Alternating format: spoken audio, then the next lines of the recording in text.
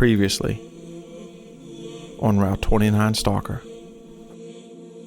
And then I was looking at the license plates, and I noticed that the license plates were 30-day tags. So I knew that it was nothing that I could write down or anything like that. But I did get the feeling that something wasn't right with this person doing this. And then a few minutes later, I saw them going really slow in front of my house in the northbound lane. And they did a loop and came back around, and then they pulled into my driveway. He sat in my driveway for like a minute, and then I guess he couldn't, get the courage to knock on my door, and he pulled out. So I'm just wondering, what if he did knock on my door? What was he going to do? Well, on this same road was where the mechanic that when you first turn on the road, there's a mechanic that lives right there, but he had that same type of truck for sale for the longest time. I'm sure you'll get into a huge rabbit hole just like I did. Of very unusual deaths in Culpeper. All unsolved.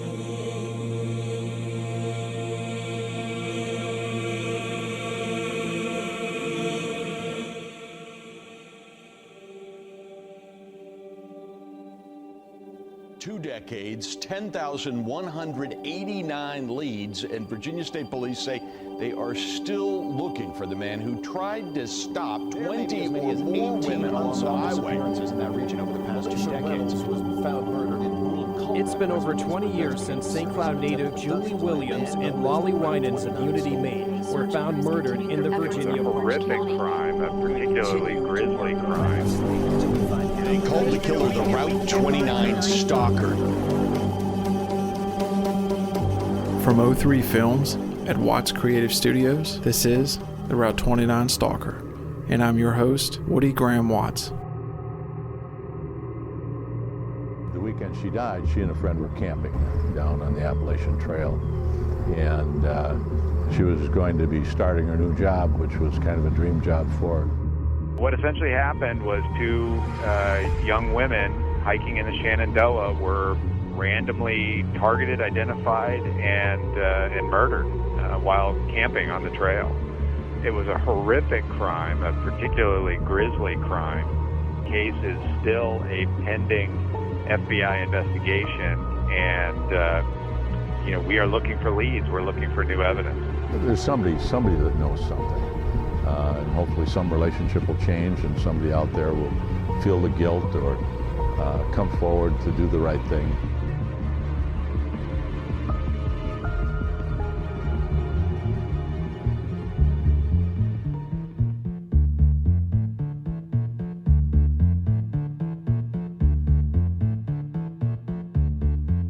So imagine for yourself being in Culpeper, or even the area of Central Virginia for that matter, back in 1996. And in March, Alicia Showalter Reynolds goes missing after reports of a guy calling himself Larry Breeden was pulling young women over and lying to them about car trouble. Then her body is found 2 months later, not that far away. And not even a few weeks after that, 2 more young women are targeted and killed in the area. I'm beginning to see why it's so hard for people to talk about this time period. And we haven't even covered all the cases just in that year yet. And as I've stated before, I'm not an investigator or a reporter. However, I think it's important to get those professional viewpoints heard by a new audience. So we reached out to Kim Dinan, a freelance writer and avid hiker, who wrote the article, A Murder in the Woods: The Mystery Behind Shenandoah National Park's Last Homicide, to see what information she could share with us on her experience in these cases.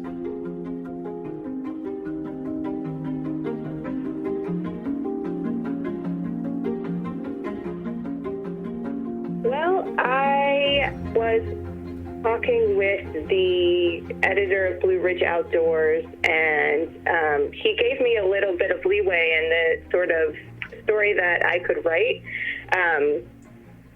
but he was thinking of some kind of unsolved crime that had happened, on public land at some point in the past. And I remembered Julie and Lolly's case just from, years ago when I don't know, I must have come across it when I was reading about the Appalachian Trail, and they just immediately popped into my head, and so I decided that was the story that I was going to write about. Yeah, I had to do a lot of following up to get an interview, and especially with, I think it was the FBI, the Richmond Division FBI. And what was kind of interesting, I thought, was at first they were very skeptical, and I think it was the public relations person that I was, communicating with.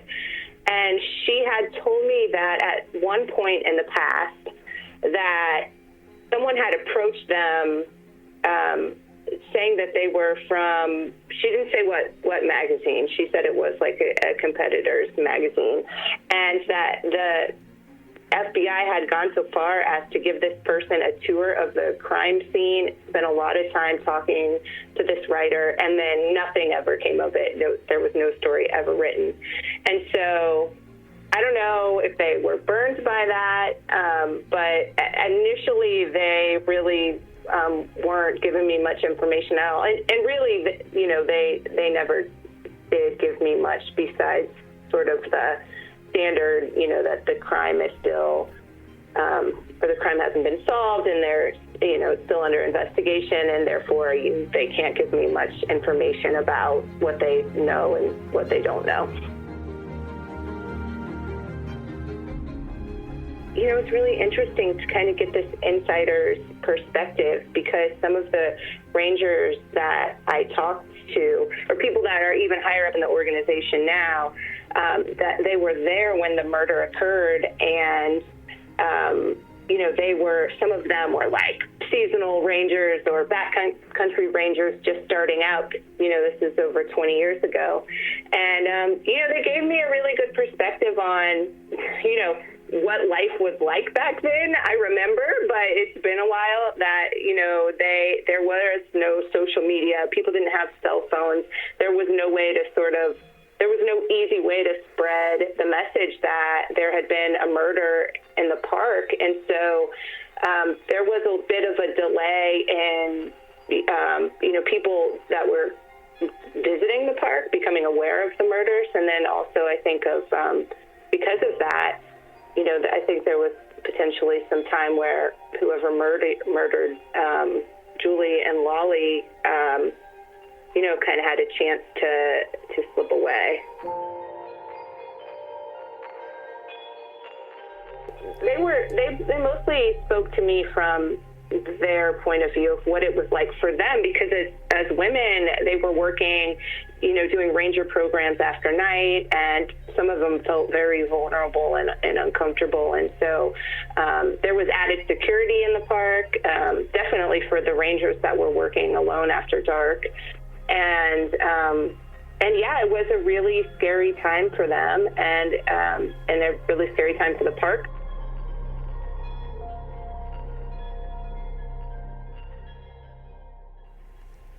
Well, this is total speculation, but my own thought on it is that, it is a heavily trafficked area. In the sense that, Skyland is, there are always a lot of people there and hiking around there.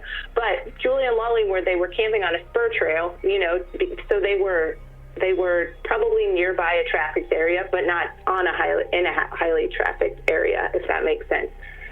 I don't know. I suppose someone could have stumbled upon them. My sort of, again, total speculation, I think, way that I imagined this when I was thinking of their story and writing their story was that someone must have encountered them on a more, highly trafficked trail, or seen them in the park at some point and become interested in them. That's just my feeling. I have no idea. Generally, I feel really comfortable and safe in the outdoors. And, statistically speaking, you're much safer in the wilderness than you are, driving down the street or walking in an urban area.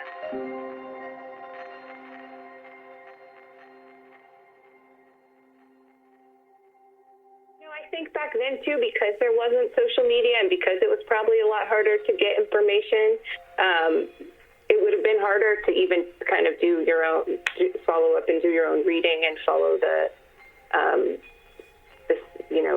crime and the investigation in the same way. So yeah, it was just a different time for them. And they're, think about it, they're out there living in outdoors and probably a little more focused on, what's just happening day to day. I sort of heard some conflicting things about the dog. Like, I had heard that other campers found the dog, and then I read also that the dog was just found, like, wandering around the park. And when I spoke to one of the rangers, she said that when they were doing their initial search for Julie and Lolly, that they found the dog. So that's three different sort of reported ways that the dog was found. And I was like kind of racking my brain wondering what that could mean, or if it meant anything, the fact that the dog was unharmed and the dog obviously must have wandered away from camp. It's like the dog probably knows what happened, but yeah, like I couldn't, at the end of the day, I couldn't really discern if any of it meant anything, and I don't think that anyone else really, has put any weight on how the dog was found. I mean, I think that two things. I mean, the fact that at one point the FBI did allow a writer to come out and, walk around with an investigator around the crime scene. I mean, that to me, I wish I could have been that writer that got to do that. That was surprising to me because I didn't get very much information out of them. So I guess that sort of stuck with me. And then, I don't know, I guess just this overall kind of sadness that I think these two women, they deserve, their families deserve to know, what happened to them and who did this to them, and that, they shouldn't be forgotten. And hopefully someday, there'll be an answer. I really don't. I mean, from speaking to, the rangers about sort of the transient environment of a national park, there's so many people coming and going every single day. I mean, I guess if the person who murdered them was thinking ahead, about this, then maybe that was a factor. But at the same time, I mean, because there are so many people in the park, it seems like maybe it wouldn't be the best place to commit a crime, because who knows, who's going to come down the trail.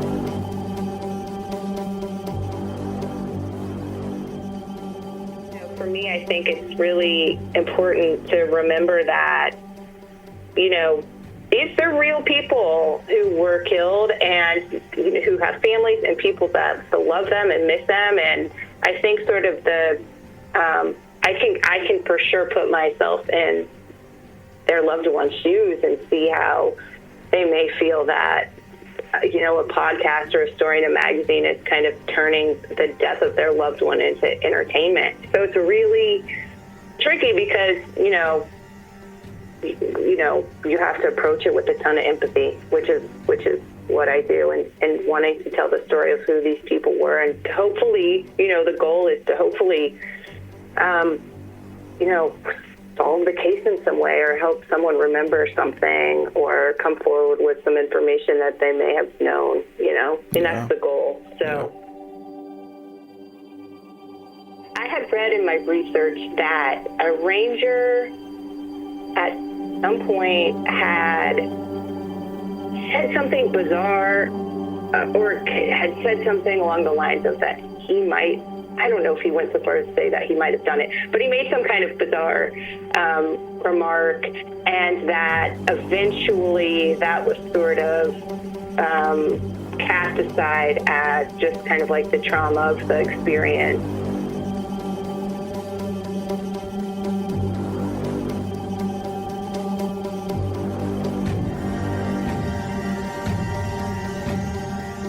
For more information about this podcast and what we've found regarding the Route 29 Stalker, visit Route29Stalker.com, Route29Stalker.com. As we investigate this, we will be releasing all the information we gather on this website. We also have discussion boards. Thanks for listening. Meet us back here for the next episode.